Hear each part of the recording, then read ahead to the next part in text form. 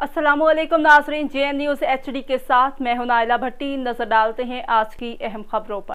टंडवादम report राशि Chauhan. JN news के reporter राशि चौहान के मुताबिक टंडवादम जोहराबाद के अवाम के लिए म्यूनसिपल कमेटी का वाहिद हाई स्कूल मौलाना मोहम्मद अली जौहर हाई स्कूल, जिसकी इमारत कई सालों से बोसीदा ज़बू खस्ता हालत का शिकार है और बारिश में मजीद बोसीदा हो गई है।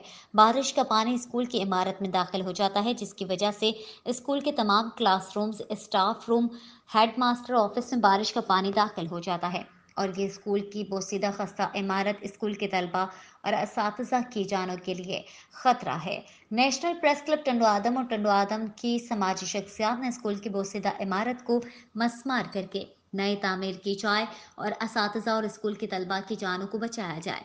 अगर स्कूल की इमारत से असातिज़ाओं और तलबा या किसी भी स्टाफ के मुलाजिम की जान गई तो इसकी जिम्मेदारी बल्दिया के अफसरान होंगे।